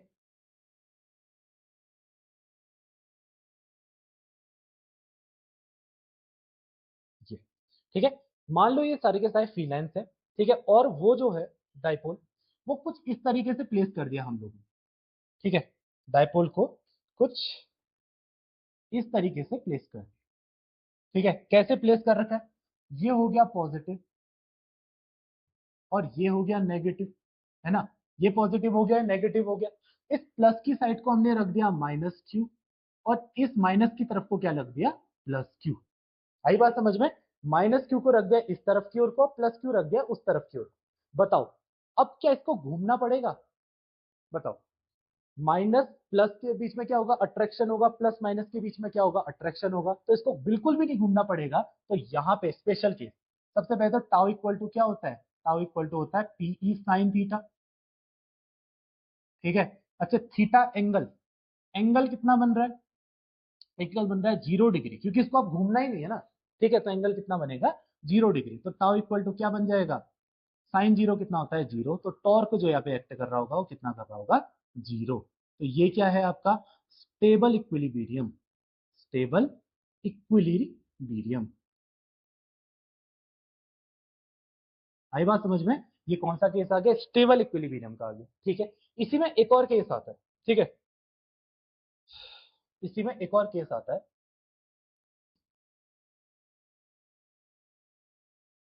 इधर देखिए, अगर हम लोग क्या करते हैं, अब इसको यहां पे प्लस रख देते हैं, ठीक है, और यहां पे माइनस रख देते, ठीक है, यहां पे प्लस रख दिया, वहां की ओर को माइनस रख दिया है, ठीक है। तो ऐसे केस में special case number 2,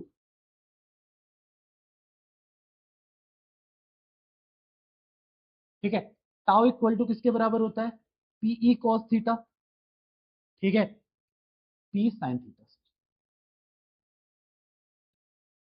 tau equal to P sine theta. Angle कितना बनेगा, अब इसको पूरा का पूरा 180 डिग्री घूमना पड़ेगा, घूमना पड़ेगा नहीं घूमना पड़ेगा, पूरा का पूरा घूमेगा। तो ऐसे कंडीशन में अगेन टाउ इक्वल टू क्या आ जाता है, 0, ठीक है। और ये क्या है, अनस्टेबल इक्विलिब्रियम, अनस्टेबल इक्विलिब्रियम, ठीक है, अनस्टेबल इक्विलिब्रियम, ठीक है। तो मेन इंपॉर्टेंट हमारे पास ये रहेगा। अच्छा torque acting on a dipole in uniform electric field, हम लोगों ने पहले F1 कैलकुलेट करा, F2 कैलकुलेट करा, जो नेट फोर्स आएगा वो कितना आ जाएगा, 0, ठीक है। और यहाँ पे जो टाउ आएगा वो किसके बराबर आ जाएगा, पीई साइन थीटा के बराबर आ जाएगा। और ये हो गए क्या इसके स्पेशल केसेस, ठीक। चलो अच्छा अब हम लोग बात करते हैं इलेक्ट्रिक फ्लक्स के बारे में, ठीक है। सबसे पहले ये तो कुछ फील्ड लाइंस है,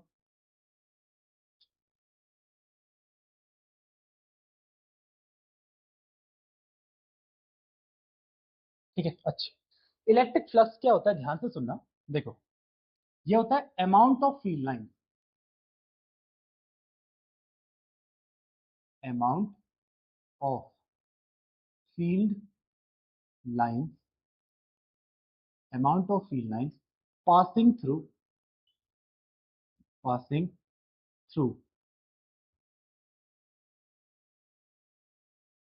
enclosed small area, ठीक है। So amount of field line passing through small closed surface area, ठीक है। देखो जैसे हम लोगों ने क्या है बनाई, ये इलेक्ट्रिक फील्ड लाइंस बनाई, जो ऑब्वियसली बात है पॉजिटिव चार्ज से कहाँ की ओर को चल रहे होंगे, ये जा रही होगी नेगेटिव की तरफ को, पॉजिटिव से निकलेगी नेगेटिव की तरफ को जाएगी। इसके बीच में हम लोगों ने क्या करा, एक छोटा सा एरिया कंसिडर कर लिया, सपोज ये एक छोटा सा एरिया है यहाँ पे, ठीक है। इस छोटे से एरिया से कितने फीलाइंस पास हो जाएंगे, इस छोटे से एरिया से कितने फीलाइंस पास हो जाएंगे, उसी को क्या बोला जाता है, इलेक्ट्रिक फ्लक्स, ठीक है। Amount of field line passing through a small area is known as electric flux, ठीक है। यहाँ देखो जैसे इसको हम थोड़ा टेढ़ा बनाते हैं, ठीक है, इस एरिया से कितनी फीलाइंस पास हो जाएंगी, इसी को इलेक्ट्रिक फ्लक्स बोलते हैं, ठीक है। अच्छा इसका फॉर्मूला क्या होता है, इसका फॉर्मूला होता है फाई, इलेक्ट्रिक फ्लक्स को फाई से रिप्रेजेंट करते हैं, phi equal to close integration E D S cos E dot D S, ठीक है। फाई इक्वल टू क्या होता है, close integration E dot D S, ठीक है। अच्छा डॉट प्रोडक्ट खुलेगा तो क्या आएगा, cos theta, so phi equal to क्या आ जाता है, E D S cos theta. आई बात समझ में, तो फाई इक्वल टू किसके बराबर होता है, E D S cos theta के बराबर। ये हो गया इसका फॉर्मूला। आई बात समझ में इतनी? तो फाई इक्वल टू क्या होता है, E D S cos theta. तो इलेक्ट्रिक फ्लक्स क्या होता है, amount of free line passing through the small area. कोई भी स्मॉल एरिया से कितने फ्री लाइन पास हो सकते हैं, उसी को इलेक्ट्रिक फ्लक्स बोलते हैं। जैसे इलेक्ट्रिक फ्री लाइन जा रही थी, उसके बीच में हम लोगों ने छोटा सा एरिया कंसिडर कर दिया, इस छोटे से एरिया से कितने फ्री लाइन पास हो जाएंगे, उसी को इलेक्ट्रिक फ्लक्स बोलते हैं। और इसका फॉर्मूला क्या होता है, phi equal to close integration E D S cos theta. ठीक हो गया।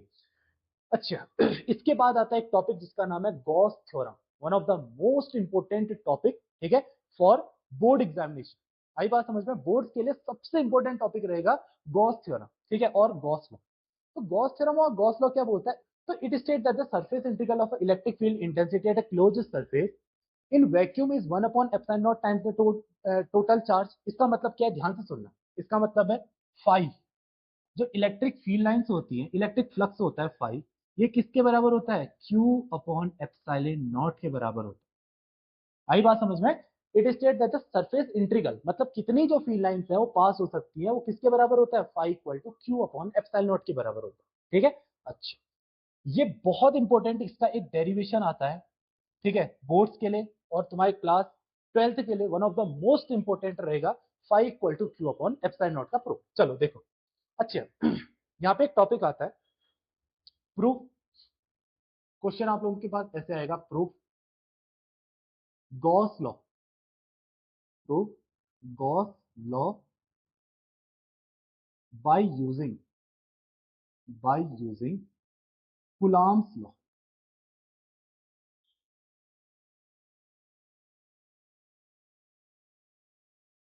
Proof Gauss law by using Coulomb's law. ठीक है, प्रूफ करना है हम लोग को Gauss law by using Coulomb's.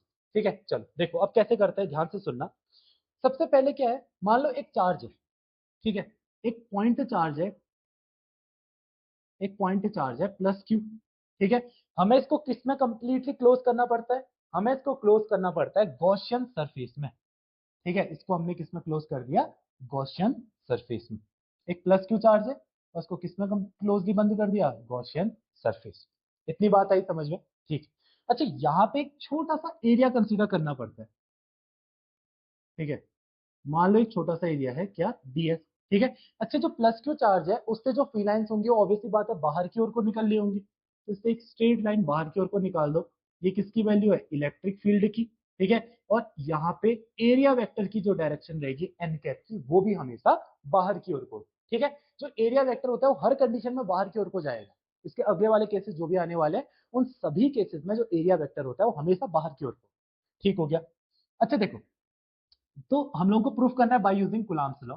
अच्छा, कूलॉम्स लॉ क्या बोलता है, कूलॉम्स लॉ क्या बोलता है, F equal to 1/4 pi epsilon not Q Q naught upon R square. F equal to 1/4 pi epsilon naught, Q1 Q2 होता है तो उसकी जगह क्यू क्यू नॉट लिख दिया। ठीक है, Q Q naught upon R square. Electric field का फॉर्मूला क्या होता है, E इक्वल टू, ठीक है, F अपॉन क्यू नॉट होता है।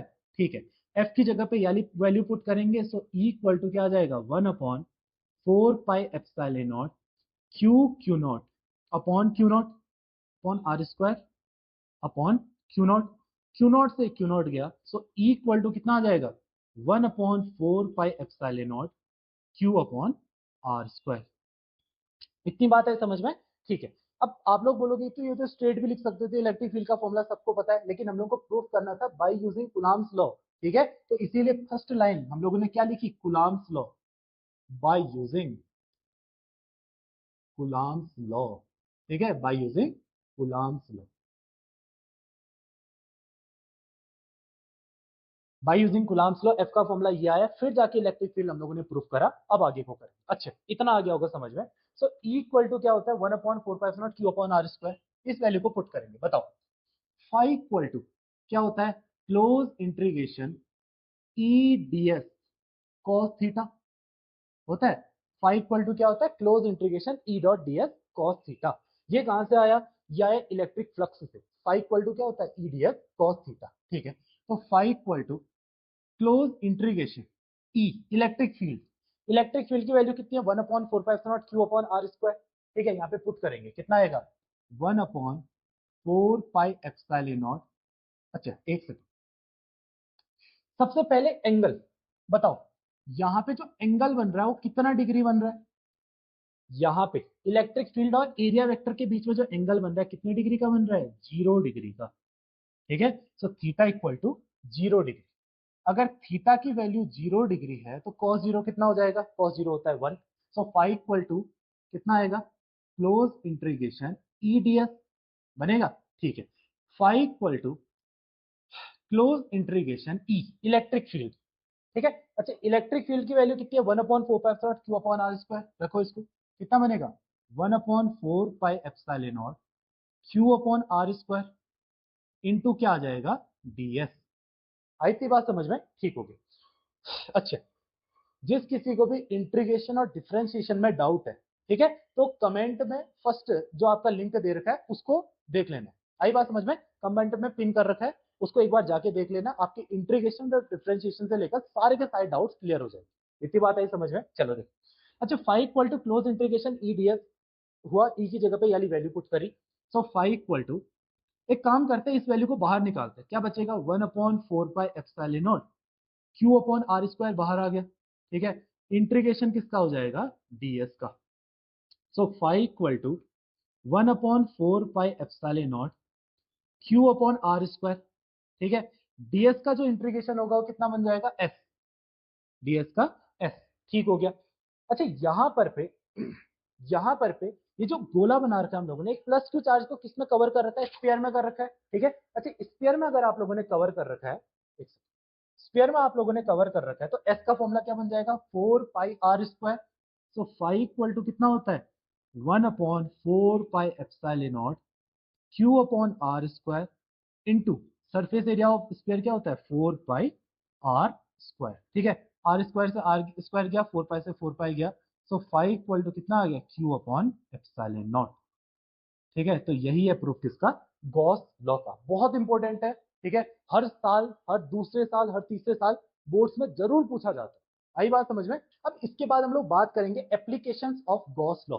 ठीक है, यहां से जो गॉस लॉ है उसकी एप्लीकेशन से स्टार्ट हो जाती है। पहला है electric field due to infinite long charge wire. आई बात समझ में, electric field due to infinite long charge wire. तो मान लो हमारे पास एक लॉन्ग चार्ज वायर है, ठीक है, जो कि इंफिनिटी तक चलता ही जा रहा है। आई बात समझ में, जैसे कि यहां को और वहां की ओर को इनफाइनाइट चलता हुआ जा रहा है। ठीक है, ये इनफाइनाइट चलता हुआ जा रहा है। अब एक काम करेंगे, ठीक है, सबसे पहले तो ये क्या है, आपका एक चार्ज वायर है। ठीक है, तो इस पे चार्ज दिखा, यहाँ पे हो गया plus Q, plus Q.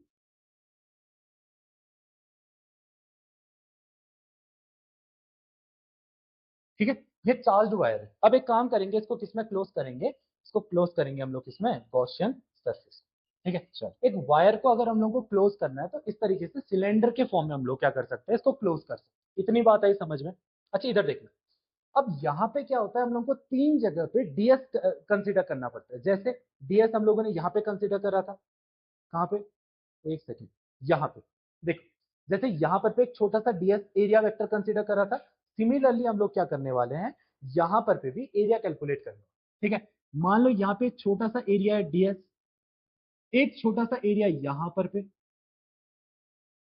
DS, और एक छोटा सा एरिया यहाँ पर पे डीएस कंसीडर करें। ठीक है, पहली बात तो इलेक्ट्रिक फील्ड लाइंस। अच्छा, कोई पॉजिटिव वायर है तो इलेक्ट्रिक फील्ड लाइंस या तो ऊपर की ओर को निकालेगा या नीचे की ओर को निकालेगा। ठीक है, तो हम लोग दिखा रहे हैं कि ये जो इलेक्ट्रिक फील्ड लाइंस बन रही है ये हमेशा ऊपर की ओर को बन रही है। ठीक है, देख, ये इलेक्ट्रिक फील्ड लाइंस, यहाँ पे भी जो इलेक्ट्रिक फील्ड लाइंस होंगी वो भी ऊपर की ओर को बन रही होंगी। ठीक है, यहाँ पर पे भी जो इलेक्ट्रिक फील्ड लाइंस होंगी ये ऊपर की ओर को बन रही है। ठीक है, आप चाहो तो नीचे की ओर को भी बना सकते हो, ऐसी कोई दिक्कत नहीं है। ठीक है, अच्छा एरिया वेक्टर जो होगा वो बाहर की ओर को बनता है हमेशा, तो ये बाहर की ओर को आ गया। ठीक है, यहाँ पे भी बाहर की ओर को आएगा, और यहाँ पे भी कहाँ की ओर को आएगा, बाहर की ओर, यहाँ पे भी बाहर की ओर को आया। था समझ में, ठीक है। देखो, ये हो गया क्या, इलेक्ट्रिक फील्ड ई वेक्टर, ये हो गया एन कैप, ये हो गया इलेक्ट्रिक फील्ड, और ये क्या हो गया, एन कैप। सिमिलरली ये हो गया इलेक्ट्रिक फील्ड, और ये भी क्या हो गया, एन कैप। ठीक है, यहां पर पे एंगल बन रहा है 90 डिग्री, यहां पर पे एंगल बन रहा है कितना, 90 डिग्री। यहां पर पे जो एंगल बन रहा है थीटा वो कितना बन रहा है, 0 डिग्री, और यहां पर पे जो एंगल थीटा बन रहा है वो अगेन कितना बन रहा है, 90 डिग्री। आया इतना समझ में, 90 0 90। चलो अच्छा बताओ, फाइव इक्वल टू क्या होता है, क्लोज इंटीग्रेशन ई डीएस कॉस थीटा होता है। अब तीन जगह हम लोगों ने डीएस ले रखा है, तो 3 बार ईडीएस कॉस थीटा लिखेंगे। कितना आएगा, close integration EDS cos theta plus close integration EDS cos theta. ठीक हो गया। अच्छा बताओ, यहां पे जो थीटा की वैल्यू है वो कितनी बन रही है, 90 डिग्री। यहां पे थीटा हम लोग मानेंगे कितना बन रहा है, 0 डिग्री, और वहां पे अगेन थीटा कितना बन रहा है, 90 डिग्री। ठीक है, cos 90 कितना होता है, 0, और cos 0 कितना होता है, 1। मतलब ये पूरा कट गया, ये पूरा कट गया, ये वाला बच गया। सो फाइव इक्वल टू कितना आ गया, क्लोज इंटीग्रेशन ई डीएस। आई बात समझ में, फाइव इक्वल टू कितना आ गया, क्लोज इंटीग्रेशन ई डीएस। अच्छा फाइव इक्वल टू कितना होता है, क्लोज इंटीग्रेशन, एक काम करो ई को बाहर निकालो, इंटीग्रेशन किसका हो जाएगा, डीएस का। सो फाइव इक्वल टू कितना बन गया, ई इंटू एस। ठीक है। अच्छा सरफेस हम लोगों ने किसका ले रखा है, सिलेंडर का ले रखा है, तो सिलेंडर का फॉर्मूला क्या बन जाता है, 2πr l। ठीक है। सो फाइव इक्वल टू कितना बन जाएगा, देखो phi equal to E into कितना बन जाएगा, 2πr l। ठीक है। अच्छा इतना आ गया समझ में। उसके बाद हम लोग क्या लिखेंगे, वी नो दैट, या according to Gauss law, according to Gauss law, according to Gauss law. अच्छा गॉस लॉ क्या बोलता है, फाइव इक्वल टू किसके बराबर होता है, क्यू अपॉन एप्सिलॉन नॉट के बराबर। आई बात समझ में, फाइव इक्वल टू क्या होता है, क्यू अपॉन एप्सिलॉन नॉट। मान लो इसको इक्वेशन नंबर 1, इसको मान लेना इक्वेशन नंबर 2। अगर दोनों इक्वेशंस को हम लोग कंपेयर करते हैं, ठीक है, तो फाइव फाइव बराबर है, एलएचएस बराबर है, तो आरएचएस भी क्या हो जाएगा, बराबर हो जाएगा। ठीक है। तो ई इंटू 2πr l किसके बराबर हो जाएगा, क्यू अपॉन एप्सिलॉन नॉट के बराबर हो जाएगा। आई बात समझ में। हमारे पास टॉपिक क्या है, electric field due to, electric field, electric field due to infinite long charge wire. हम लोग को क्या कैलकुलेट करना है, electric field due to infinite long charge wire. So E equal to क्या बन जाएगा, Q upon epsilon naught into 2πr l। अच्छा सबसे स्टार्टिंग में मैंने आप लोगों को एक फॉर्मूला बताया था, क्या बताया था, lambda equal to Q upon L. ठीक है। अच्छा लेमडा इक्वल टू क्या होता है, क्यू अपॉन एल, और यहाँ पे क्यू अपॉन एल दिख रहा होगा। सो ई इक्वल टू हम लोग क्या लिखेंगे, lambda upon 2π epsilon naught R. ठीक है। तो इलेक्ट्रिक फील्ड का फॉर्मूला बन गया, इलेक्ट्रिक फील्ड का फॉर्मूला बन गया due to a infinite long charge wire. आया था समझ में। ठीक है। बात करते हैं electric field due to infinite plane sheet की। ठीक है। अच्छा अभी तक हमारे पास स्ट्रेट वायर था, अब हम लोग कंसीडर करेंगे कि मान लो कोई प्लेन शीट है। ठीक है। जैसे ये हम लोगों ने कंसीडर कर दी एक प्लेन शीट। ठीक है। और ये प्लेन शीट क्या है, टोटली चार्ज है। आई बात समझ में, इस प्लेन शीट में क्या है, टोटल चार्ज है। ठीक हो गया।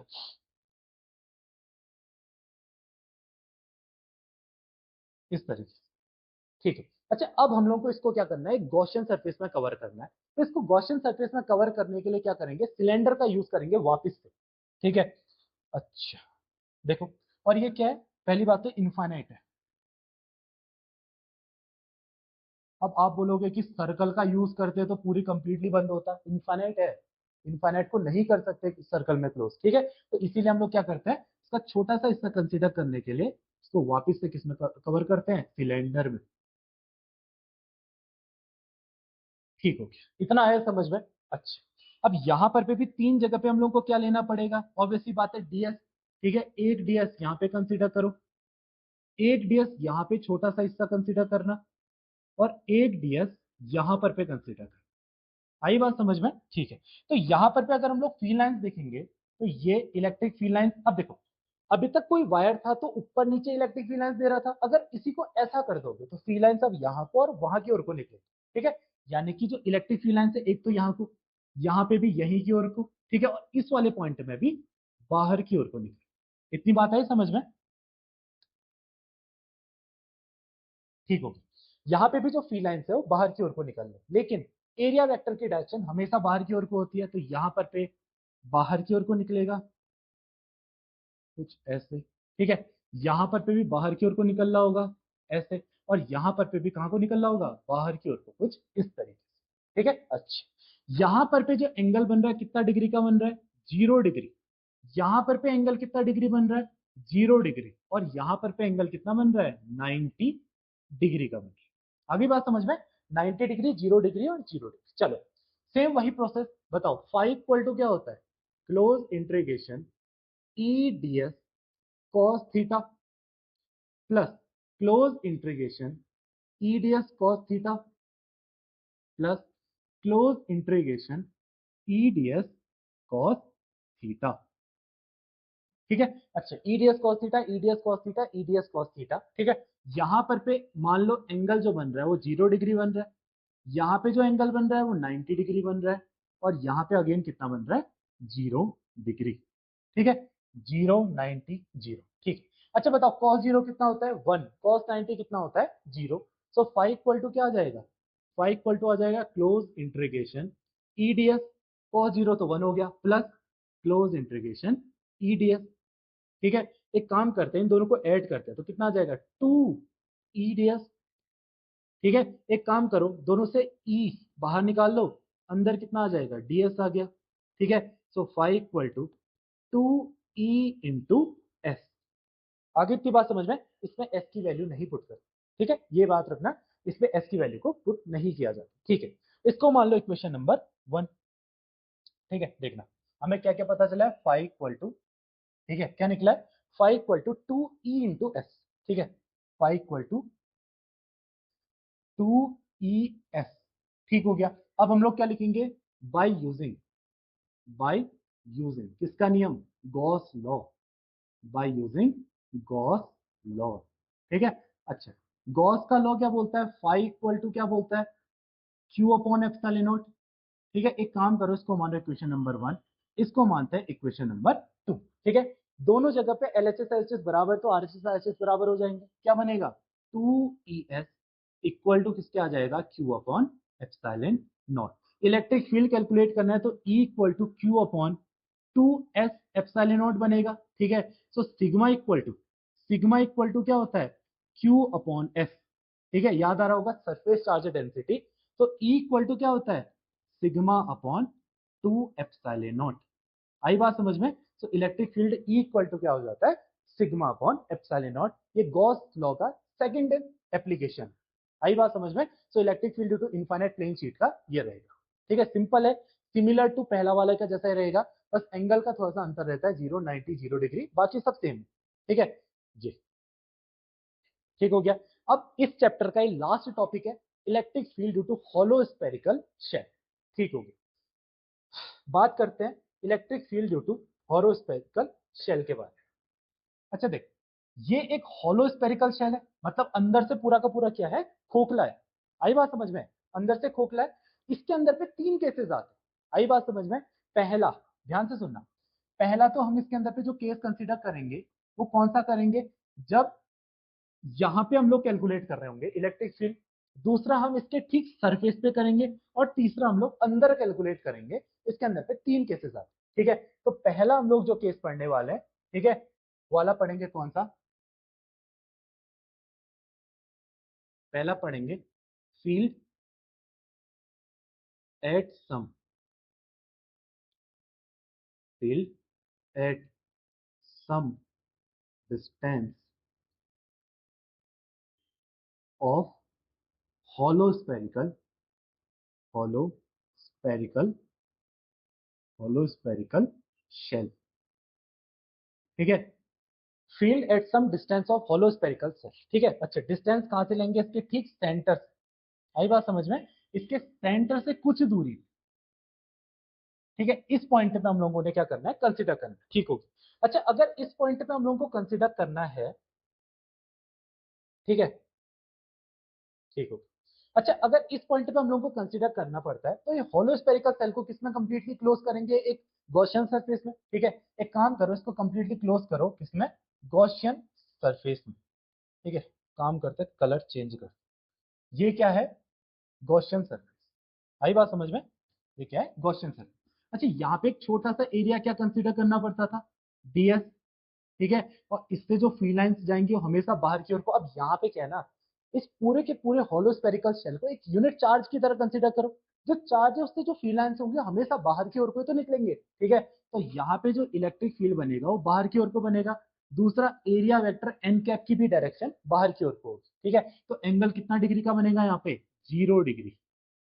ठीक है, और ए की डीएस कंसीडर करा है तो ए की डीएस लेंगे। बताओ फाइव इक्वल टू क्या होता है, close integration E D S cos theta. ठीक है, एंगल कितने डिग्री का बन रखा है, 0 डिग्री का। ठीक है, अगर एंगल 0 डिग्री का बन रखा है तो फाइव इक्वल टू क्या बन जाएगा, close integration E D S, क्योंकि cos 0 कितना होता है, 1 होता है। ठीक है, तो फाइव इक्वल टू ई बाहर आ गया, डीएस का अंदर क्या बच गया, एस। ठीक है, तो इसको ई एस बन गया। आई इतनी बात समझ में। फिर क्या लिखेंगे, बाय यूजिंग किसका नियम, Gauss law, by using Gauss law, by using Gauss law. अच्छा, गॉस लॉ क्या बोलता है, फाइव इक्वल टू क्या होता है, क्यू अपॉन एप्सिलॉन नॉट होता है। मान लो इसको इक्वेशन नंबर 1 और इसको मान लेना इक्वेशन नंबर 2। ठीक है, एलएचएस बराबर, तो ऑब्वियसली बात है आरएचएस आरएचएस भी बराबर हो जाएंगे। ठीक है, तो फाइव इक्वल टू क्या बन जाएगा, सॉरी, ई इंटू एस किसके बराबर बन जाएगा, क्यू इंटू एप्सिलॉन नॉट। यहां से ई की वैल्यू निकालेंगे तो क्यू इंटू, एक सेकेंड, अच्छा क्यू अपॉन एप्सिलॉन नॉट बनेगा, है ना। ठीक है, E into S equal to क्या बनेगा, क्यू अपॉन एप्सिलॉन नॉट। यहां से अगर ई की वैल्यू निकालेंगे तो कितना बन जाएगा, Q upon epsilon naught into S. ठीक है, अच्छा यहां पर पे सरफेस चार्ज डेंसिटी अगेन लग रही है। ठीक है, सिग्मा इक्वल टू क्या होता है, सिग्मा इक्वल टू होता है क्यू अपॉन एस। ठीक है, इस वैल्यू को पुट करते हैं, सो ई इक्वल टू कितना बन जाएगा, sigma upon epsilon not.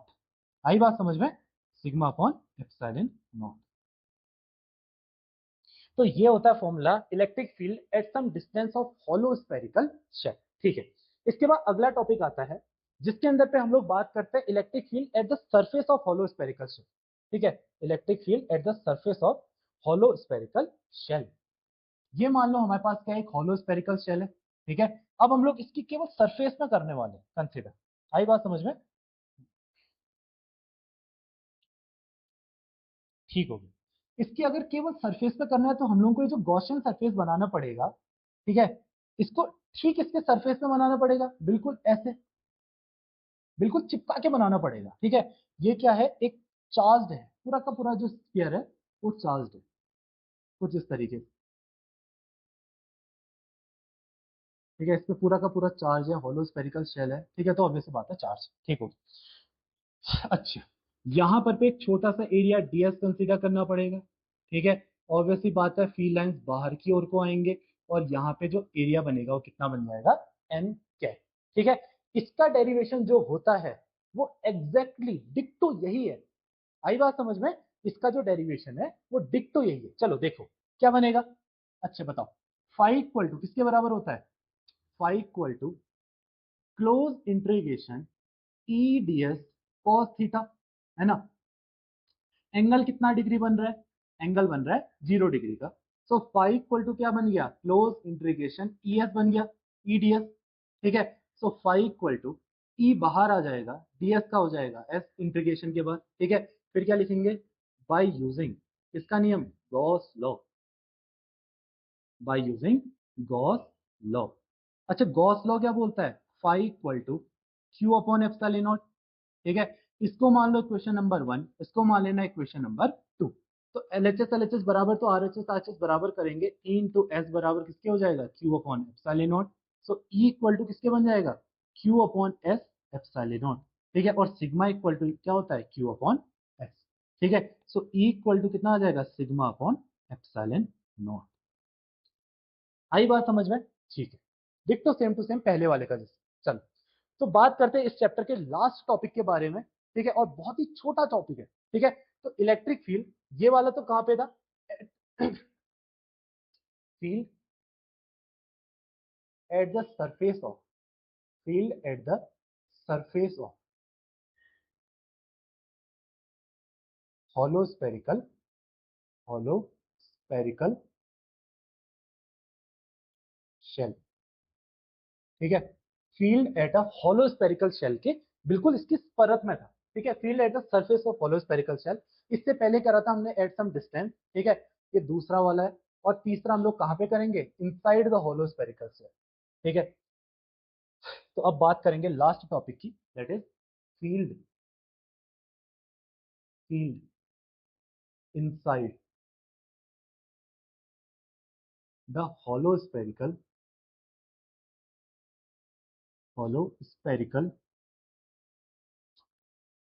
Shell, field inside the hollow spherical shell, ठीक हो गया। अच्छा, अगेन एक होलो स्फेयर चाहिए, ठीक हो गया। अच्छा, अब ध्यान से सुनना, हम लोग को इलेक्ट्रिक फील्ड जो कैलकुलेट करना है इसके अंदर करना है। आई बात समझ में, इसके अंदर पे हम लोग को क्या कैलकुलेट करना है, इलेक्ट्रिक फील्ड कैलकुलेट करना है, ठीक है। अच्छा, इलेक्ट्रिक फील्ड कब बनता है बताओ। इलेक्ट्रिक फील्ड का फॉर्मूला फाइव इक्वल टू क्या होता है, close integration E D S होता है ना, होता नहीं होता है, five equal to close integration E dot D S होता है। लेकिन लेकिन ध्यान से सुनना, अच्छा, ई इक्वल टू क्या होता है, एफ अपॉन क्यू नॉट, होता नहीं होता है, equal to F upon Q naught होता है। लेकिन एक होलो स्फेरिकल शेल में जो चार्ज होता है केवल उसकी सरफेस में रिसाइड करता है। अगर चार्ज उसकी केवल सरफेस में रिसाइड करेगा तो अंदर क्या कोई इलेक्ट्रिक फील्ड बनेगा, अगर कोई इलेक्ट्रिक फील्ड ही नहीं बनेगा तो इस समय पे ई की वैल्यू क्या हो जाती है, सीधा जीरो, ठीक है। तो यहाँ पे तुम लोग लिखोगे so there no charge no charge there no charge reside inside the hollow spherical shell,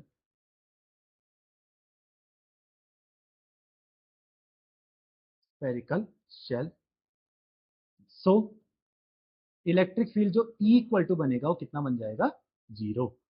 आई बात समझ में। तो यहां पर पे कंप्लीट होता है हमारा पहला चैप्टर, ठीक है, उसके सारे के सारे कंसेप्ट, थ्योरी, डेरिवेशन, ठीक है। तो होप आप लोगों को क्लास समझ में आई होगी, ठीक है। अगर आप लोगों को समझ में आ रहा है तो चैनल को लाइक करें, ठीक है, वीडियो को लाइक करें, चैनल को सब्सक्राइब करें, ठीक है। ओके, थैंक यू, जय हिंद।